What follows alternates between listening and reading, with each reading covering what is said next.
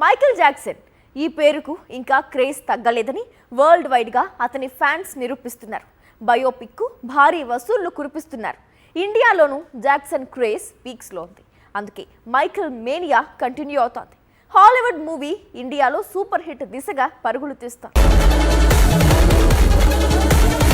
Michael Jackson ఈ పేరుకు ఎంత క్రేజ్ ఉందో మరోసారి మైకేల్ జీవితంపై తెరకెక్కిన బయోపిక్ ప్రూవ్ చేస్తోంది. సినిమా బాగోలేదని హాలీవుడ్ క్రిటిక్స్ నెగటివ్ రివ్యూస్ ఇచ్చిన పాప్ కింగ్ ఫ్యాన్స్ బయోపిక్ కు బ్రహ్మరథం పడుతున్నారు. దీంతో ఈ సినిమా ఇప్పుడు 500 మిలియన్ దాటి పరుగులు పెడుతోంది. మైకేల్ జాక్సన్ జీవితంపై సినిమా రిలీజ్ కు ముందు ఇండియాలోనూ ఎలాంటి హంగామా లేదు. కానీ ఇప్పుడు ఈ చిత్రం ఇండియాలో సూపర్ హిట్ దిశగా పరుగులు పెడుతోంది. ఇప్పటికే 50 crores వసూళ్లను దాటి ఫైనల్ గా 75 కోట్లు రాబడుతుందని ట్రేడ్ వర్గాలు అంచనా వేస్తున్నాయి. దీంతో ఇండియన్ మార్కెట్ లో మైకేల్ మూవీ సూపర్ హిట్ అయినట్లు లెక్క. మైకేల్ బయోపిక్ బాక్స్ ఆఫీస్ దగ్గర సంచలన విజయం సాధించడంతో 2029 లో సీక్వెల్ రానుందని మేకర్స్ అనౌన్స్ చేశారు.